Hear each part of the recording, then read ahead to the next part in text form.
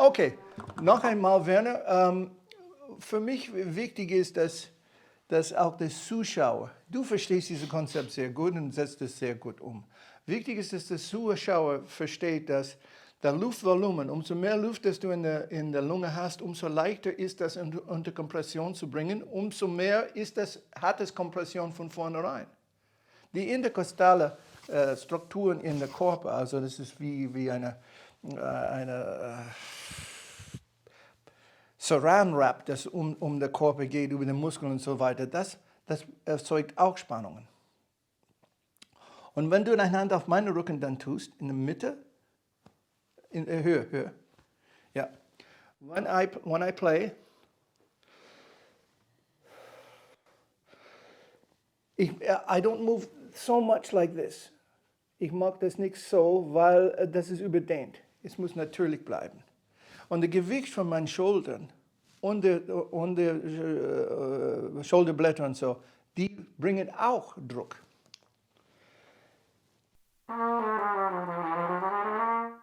But when you put your,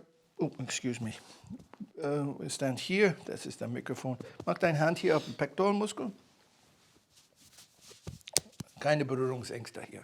Wie machen wir das hier? Okay. You notice what I did at the end? Ja, es kommt dann Rest dazu. Ja, genau, der Rest dazu. Und das hat auch ein Gewicht. Und dann kann man dann, wenn es ein bisschen rausgedehnt ist, auch dann unter Spannung dann bringen. Das ist eine zusätzliche, fast ein Yoga-Atem. Ja? Also sowas wie Bobby Schuh hat mal erzählt, als er hier in das Studio war, ein sehr guter Pfeifer-Trompeter, dass er dreimal seine Kiefer ausgerenkt hat, bis er dann gemerkt hat, was er braucht für Kompression, um hohe Töne zu spielen. Weil er so viel Druck ausgeübt hat. Seine Kiefer ausgerenkt. Das ist scheiße. Also es ist nicht der Druck von dem Mundstück, es ist der Interface, der Equilibrium zwischen beiden. Wenn ich hier spanne und entspanne, entspanne und entspanne, entspanne und entspanne, dann kann ich auch durch diese Übung Kraft aufbauen, ohne dass ich einfach eine Delle in meine Lippe da reindrücke. Weil man nicht entspannt die Lippe, dann kann die Durchblutung nicht stattfinden. Und es ist, als ob man was abschnürt und dann hat es dann keine Durchblutung mehr und es kann sich auch nicht erholen. Durchblutung ist sehr wichtig für einen Muskel, wie wir wissen. Ja? Also, nur von C aus.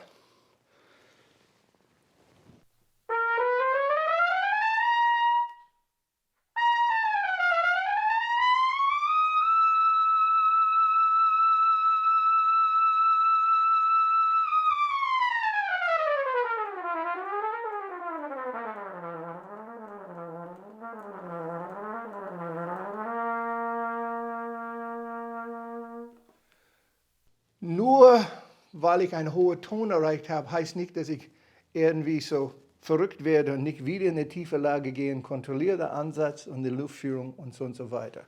Weil ich würde diese tiefen Töne nicht spielen können nach der hohen Ton, wenn ich zu viel Druck ausgeübt habe. Vorsicht mit der Dämpfer da, Mike. Wenn ich zu viel Druck ausgeübt habe in der Hörlage. Und der Widerstand, der damit verbunden ist, muss ich weniger aufbauen mit der Zungenposition, wenn ich mehr Luftvolumen habe. So deshalb, Werner, würde ich dich einfach bitten, das zu machen hier und dann, also von hier aus, tief einatmen und konzentriere, dass du den Hals und die Zunge nicht so hoch, Hals offen und die Zunge nicht so hoch, wenn du gleich hier hoch gehst. Entspann dich doch und.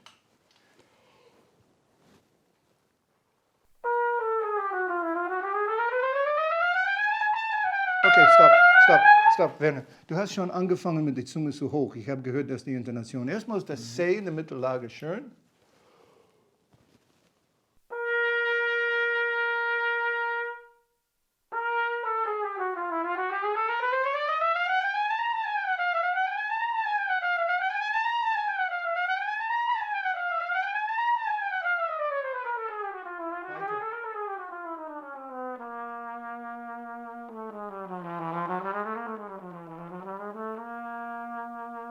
Gut. Na, Werner hat einen ausgesprochenen perfekten Ansatz von der Präsentation zu dem Mundstück und so weiter.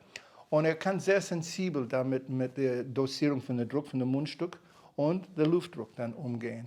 Sehr gut geformt und trainierter Ansatz. Das kommt aber meistens von der Tieferlage. Wann ich mehr übe in der Tieferlage,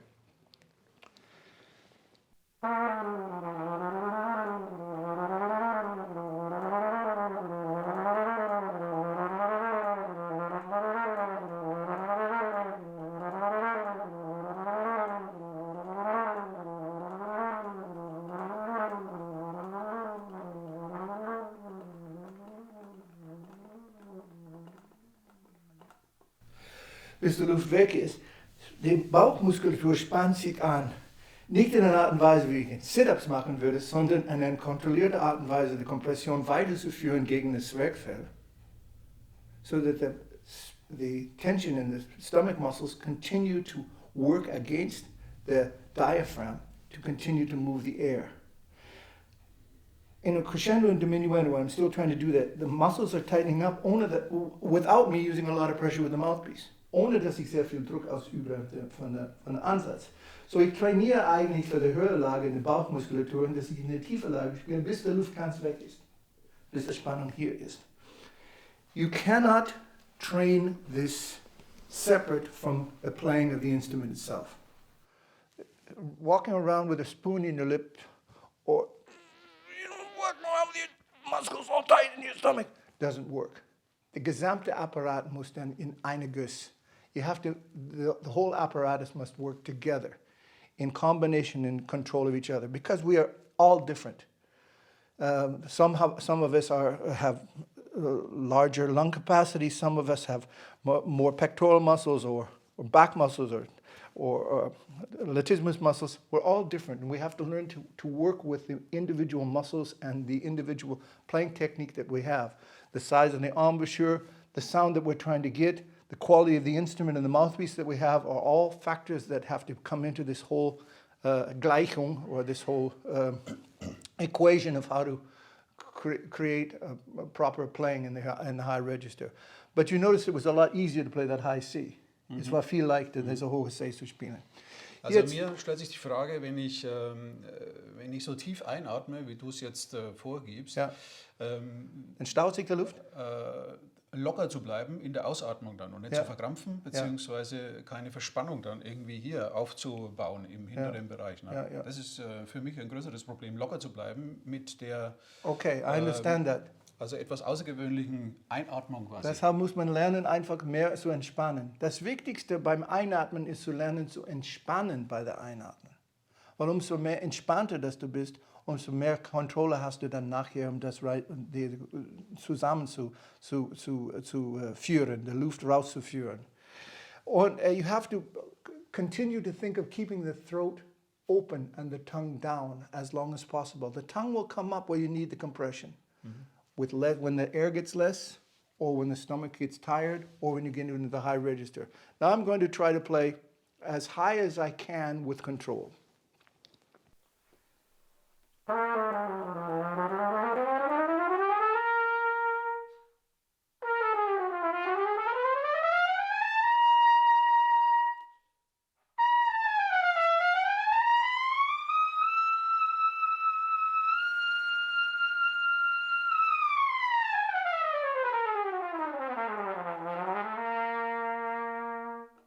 Now, a high G, that's a sounding F, is high enough on the trumpet.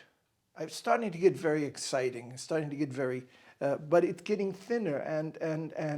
And I was talking to you, Mike, about Maynard Ferguson, having heard him the first time.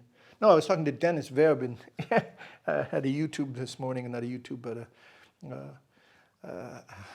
one of those calls, what are they called? With a video call. Anyway, what are they called? I don't know. You can take the telephone, you push a button. It's called WhatsApp. Yeah. So I'm talking to my friend and we're talking about our friends and our colleagues from Adam Sayer and Al Porcino and Maynard Ferguson and people that we know. And we're talking about playing in the high register and how it's important. And I met Maynard Ferguson one time. Actually 3 times, but the first time I met him was in the Belvedere Jazz Festival. Ich bin reingekommen. I was backstage. Woody Herman's band was playing, and Well, I heard this god-awful noise, furchtbar Geräusch in der tiefen Lage, und habe gedacht, was ist denn hier los? Ich bin reingekommen und es war Meredith allein beim Einspielen. Und ich habe zuerst gesagt, Sie sind Maynard Ferguson. Und er hat gesagt, ja, ich weiß, wer bist du?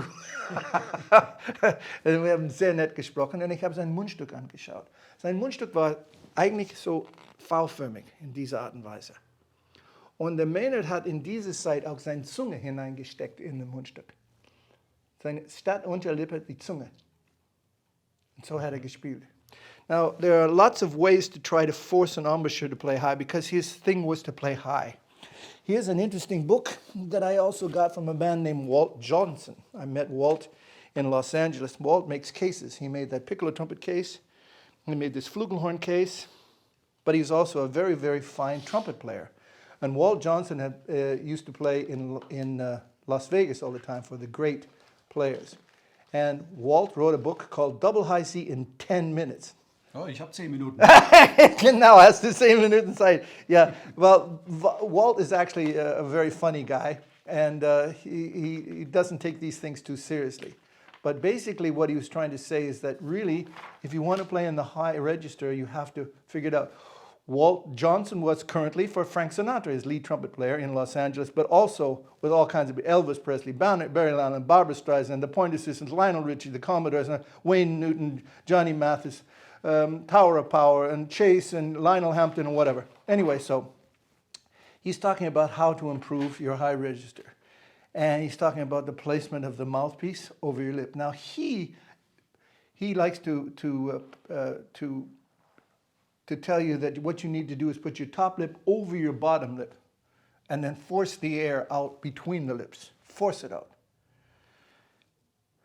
This is his low register Ansatz, and this is his high. And this is very much like there was a man named Jerome Calette in New York who had the same kind of thing. He wrote a book called Double High C in 37 weeks. Mm-hmm. Yeah, and this is Walt Johnson's idea of how to make a joke about that. But basically, if you want to force your embouchure, you can always force it to play, to pressure the mouthpiece and in developing the muscles so that you can deal with the pressure, but only for a very short time and at a great expense of the tonal quality and the flexibility. This is for playing lead. If you want to play very high notes with a very forced sound that little girls find exciting, fine. But I think if you want a good sound and be able to play after Baroque trumpet or piccolo trumpet or horn or flugelhorn, play a nice solo, then it's another story. You can always force something to work for a short time. But control and development of embouchure to be able to play a high G like I just played just now, sounding F, with tonal quality and control, and then after be able to play the whole day and do concerts and whatever. I'm not going to destroy my embouchure just to play a high note for you today. Then you have to train your embouchure, and it takes years. Like any muscle building theory has to do it. But it's not only muscle building in terms of your arms if you're going to be a weightlifter. The trumpet, it's coordinating the strength of your stomach muscles, your back muscles, your pectoral muscles. You're keeping your throat open, developing the complete apparatus of all 26 pairs of mouth muscles in your face. So there's no easy answer for this, and there's no silver bullet or silver mouthpiece that's going to give you a double high C. It doesn't work. You have to work if you want to do it well. So that's the end of this YouTube for today. We're going to continue with Werner Aumüller because we've got some other variants here that we're going to work with, some mouthpieces that I picked up. And thank you very much. The man with the horns, Richard Carson Steuart, Werner Aumüller aus Ober-Euerheim. Perfekt. Thanks.